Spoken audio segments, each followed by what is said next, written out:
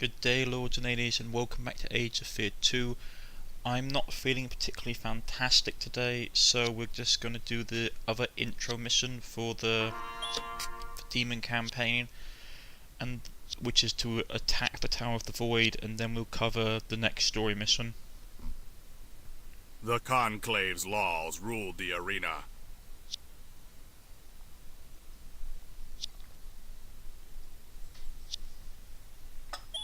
Not many demons or other beings ever went to the Tower of the Void. The Conclave never allowed the humans, goblins, and other creatures that serve them to get anywhere near it. And demons did not want to explore this ancient building.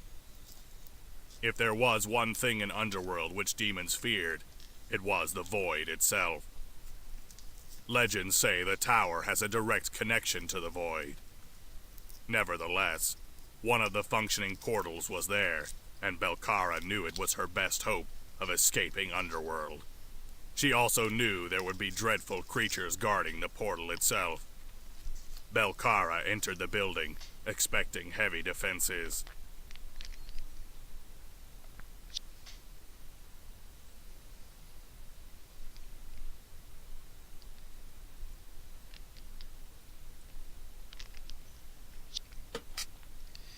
Porter Guardians, make quick use of them before they send reinforcements.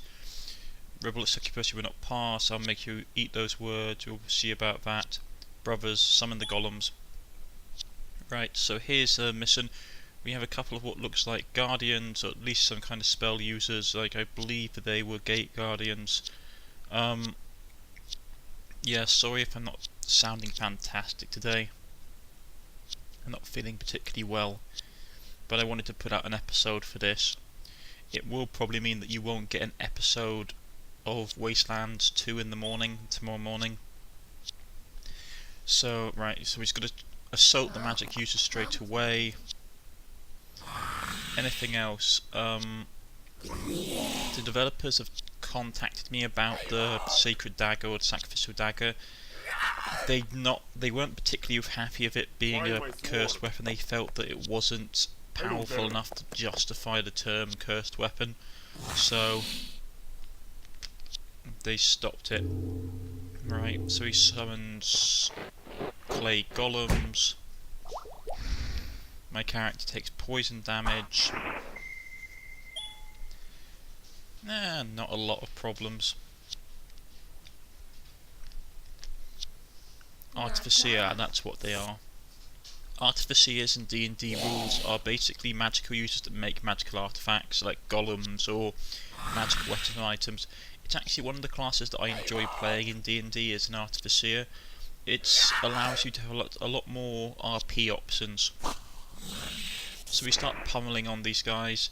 Now the downside is that he has managed to block my berserkers, and because my berserkers auto attack, it stops them from being able to move.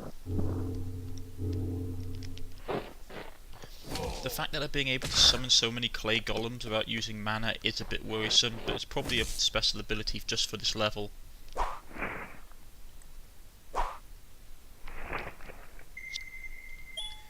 Right, we've got to chase down the Artificer. He's got quite good magical resistance, so we're just going to go and punch him.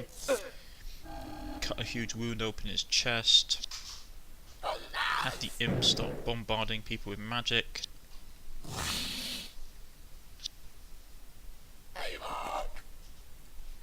I can never remember, do the imps have single magic missile, or is it multiple magical missile? I can never recall. A pretty brave artificer trying to punch a demon to death, even if it's a lesser demon. Right.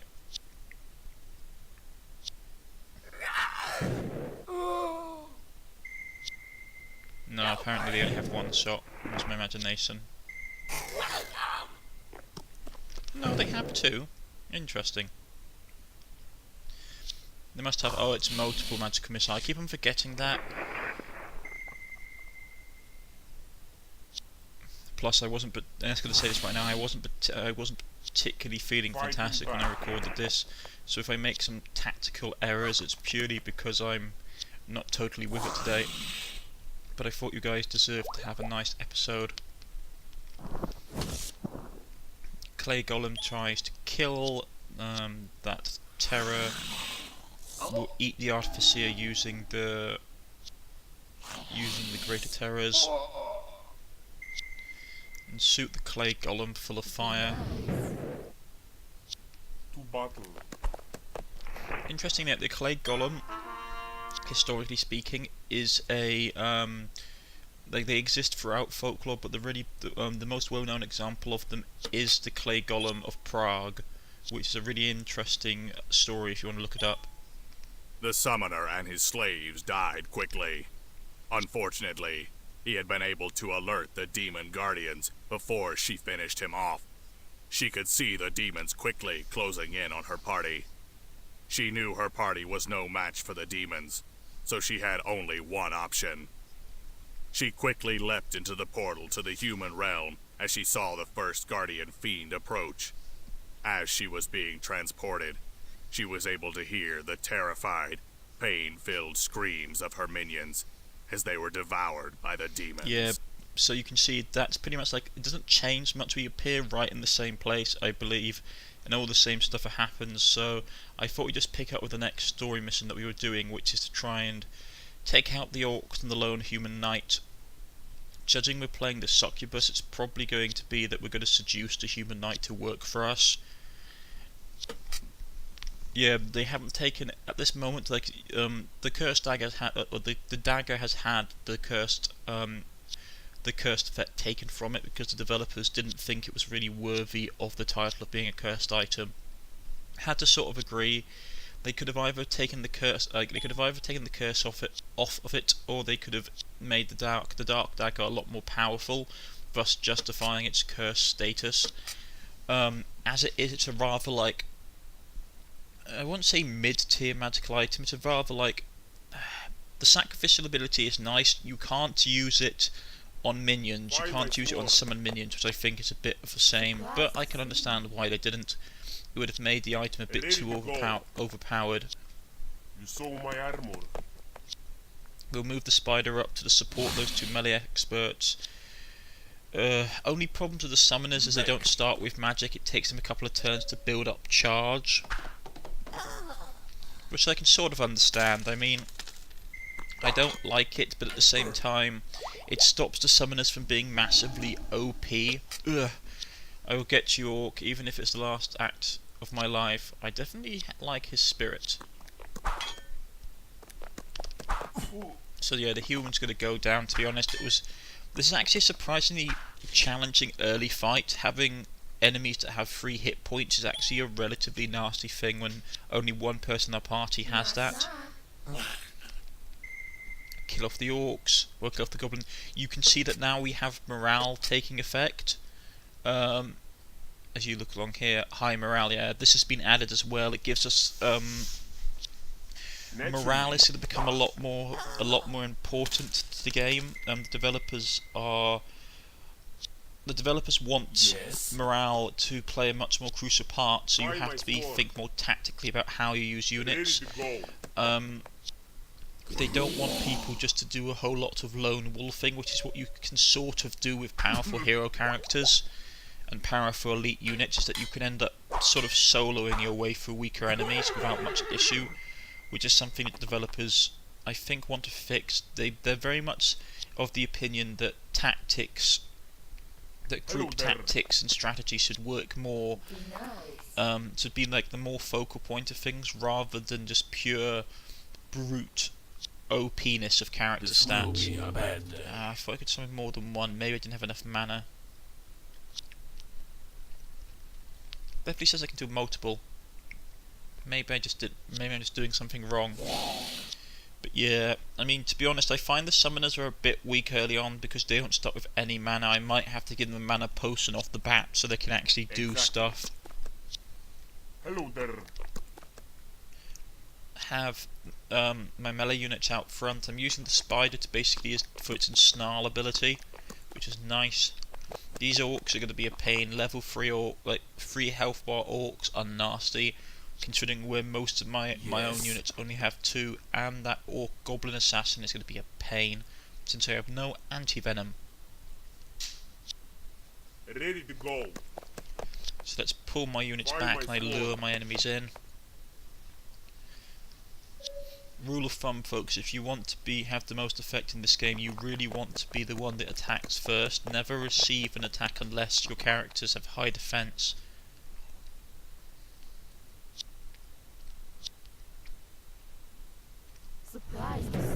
Smack up the orc. Of course. Miss, that's gonna cost me dearly. Send the mine eater or the terror to eat the assassin. We miss with the net. Ready to go. Was hoping that I'd be able to attack both of them, but there's a little bit too much gap between us, so I can't do it. Of course. Give a smack down to that orc. Summoner can't do anything, so we're going to buy some time. Orc went and beat up the knight, well, the horror.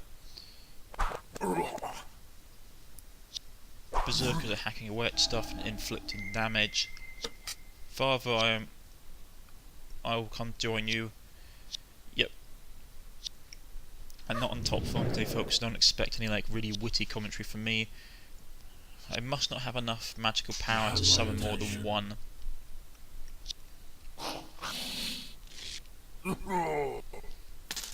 Get that eaten. Get him sort of chewed upon. He's out of range.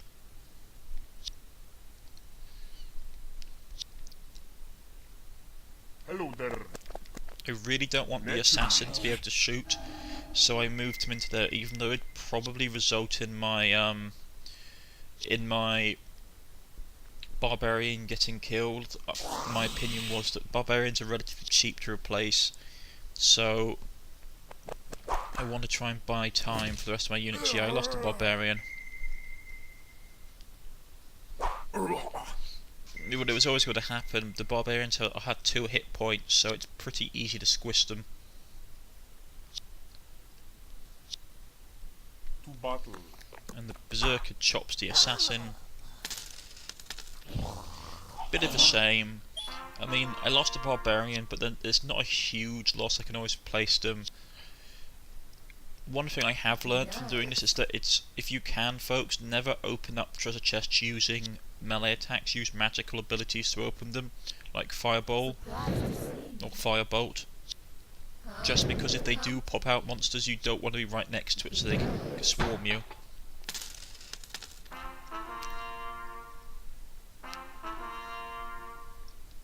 Got some nice stuff.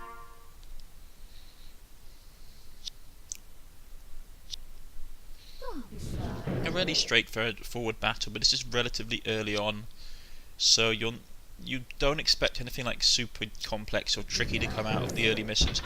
These missions are intro missions, so although they will have a nice flavour text and nice challenges, don't expect them to be the level of complexity that you'll see later on in the game. The developers are very, very skilled at having a build-up in tension and complexity to their missions.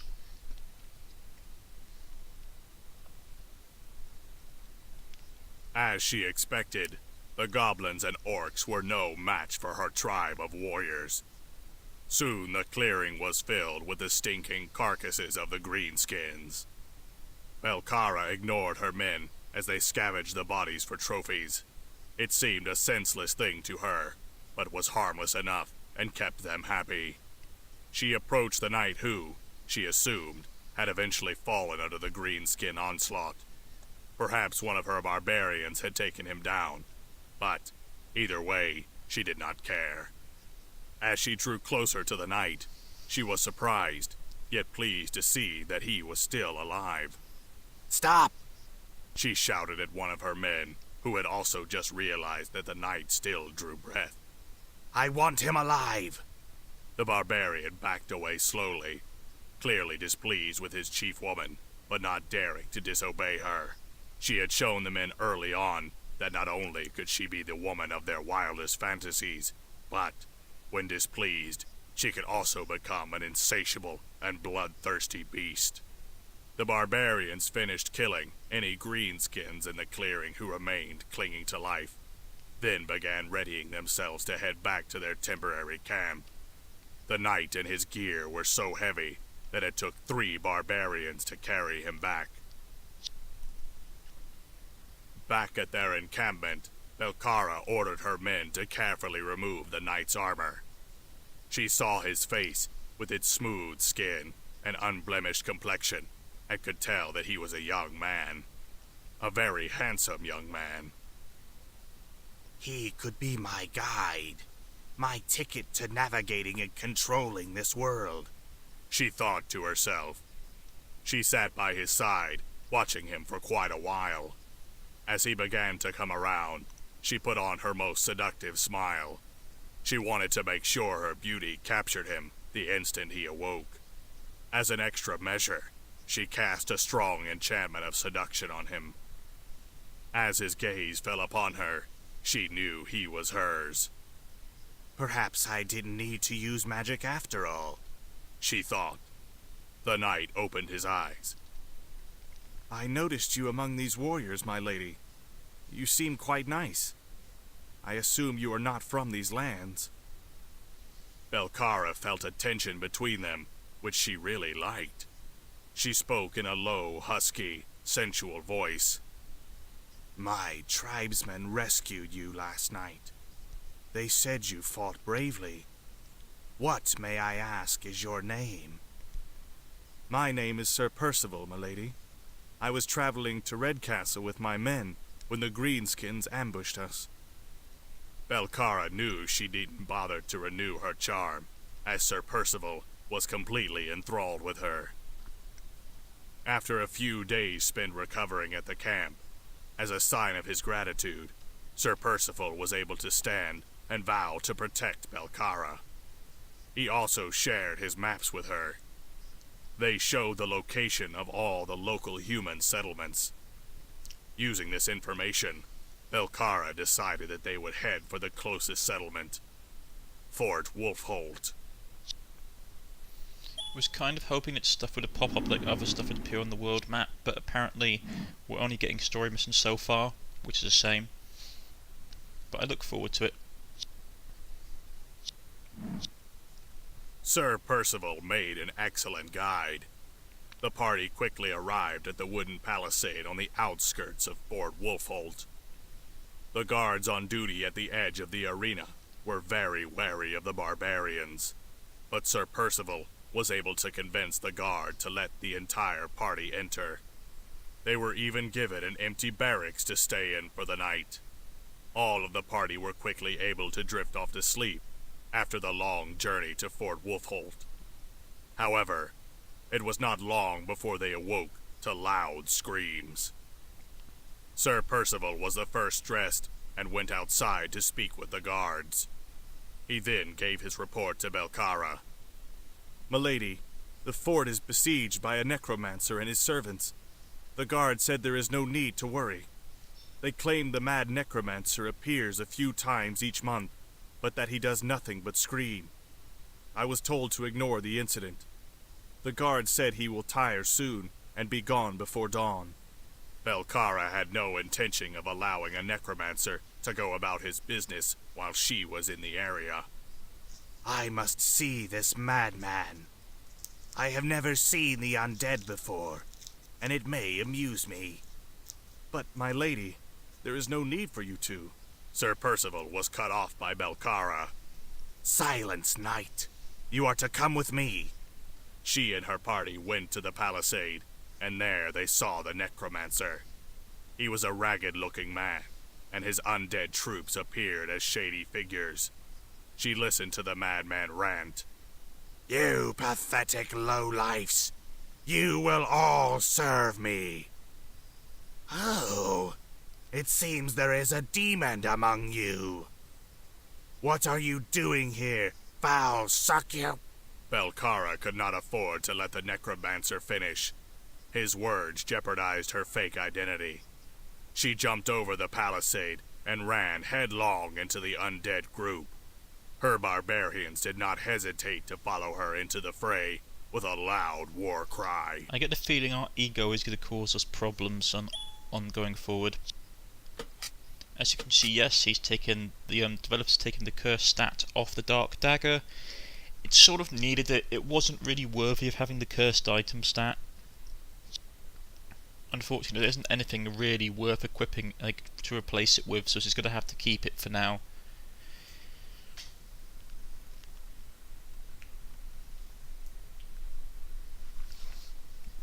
I mean, if you could use it on summoned creatures, it would be more useful, but I can understand why the developers are reluctant to do it, because it would be rather overpowered. Amulet of Night. No, it's not a bad amulet. Infrared vision and all that. Immune to darkness. Ring of Magic is nice. Sell the gold bar. We'll buy the magic ring, because that's useful for her to have.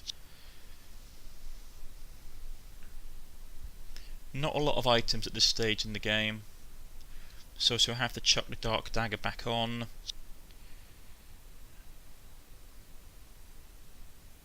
So yeah, +1 attack, immune to darkness, and have infravision, which is nice. Give the knight regular, so he's a bit more useful. I considered giving him the ogre's mace just because it's a nice weapon, but it drops his defense, and I don't know, it's okay, but I'd rather save up money for something worthwhile. He's got quality armor. He gets the Amulet of Night. I give him the healing potion as well.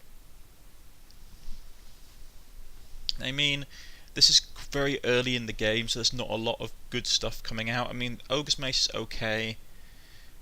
Stun attack isn't bad, but I'd rather have something that had a bit more of an indirect impact on the opponents. The barbarians can evolve relatively quickly into berserkers, but I'm just going to give them some more experience rank first before I do it. Probably give them the war rune next. Either give them the war rune or save up and give. I believe with this guy I was saving him up so he could get the next level of veterancy, and then we were going to turn him into a berserker, so we had a bit more kick. These guys just got leftover XP, so it's not a lot. It's going to be one of these things. My party size isn't particularly big at the moment, and we have a whole host of like free stuff that we can chuck in. So we're going to put some more things into the party just so they can start slowly gathering XP. The problem is, I find the thing is, there is a couple of tactics you can do with this. My preferred tactic is to just have a whole load of people in reserve, so in case one of my veteran units falls, I have a stopgap unit that's okay. I mean, he won't be fantastic, but he won't be terrible. I mean, the other thing you could do, which is rotate out units with other units so everyone gets a bit more XP. The downside of that strategy is, though, the overall quality of your units are lower because they have less experience. But that's going to be it for this episode. I've been Cornish-Knight. If you have liked, please press the like button. If you wish to subscribe, please press the button. Goodbye.